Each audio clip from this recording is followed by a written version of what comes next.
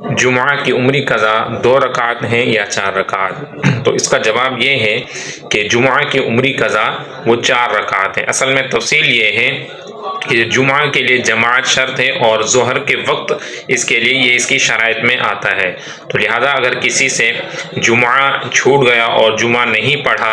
تو اب اس پر جو ظہر کی نماز ہے اس کی قضا اس کے ذمہ بنتی ہے۔ تو ظہر کے جو فرض ہیں وہ 4 رکعت ہیں، تو لہذا اب اس پر جو عمری قضا ہوگی جمعہ والے دن کی وہ صرف 4 رکعت ظہر کی نیت سے ادا کرے گا۔ تو 4 رکعت جیسے عمری قضا کے اندر صرف فرض کی قضا کی جاتی ہے، تو لہذا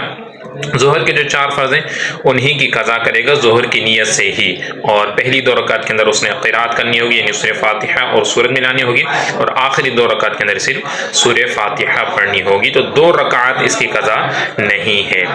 کل ہی ایک صاحب نے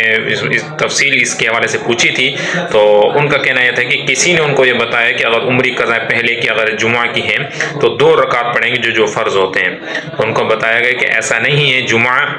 اولند جمعے کی بہت بڑی فضیلت ہے اور اس کی تاکید ہے اس کو پانے کی، تو اگر بالفرض جمعہ چھوٹ گیا ایک جگہ تو حکم تو یہ ہوتا ہے کہ شہر میں دوسری جگہ ملنا ممکن ہو تو دوسری جگہ وہاں پر شرکت کریں، اور اگر وہ بھی چھوٹ گیا تو اب پھر ظہر کی نماز ادا کرنی ہوتی ہے، اور اگر وہ بھی چھوٹ گئی تو پھر بعد میں جو قضا کریں گے وہ ظہر کی کریں گے 4 رکعت کی، جمعہ کے 2 فرض وہ اس کی قضا نہیں ہوگی۔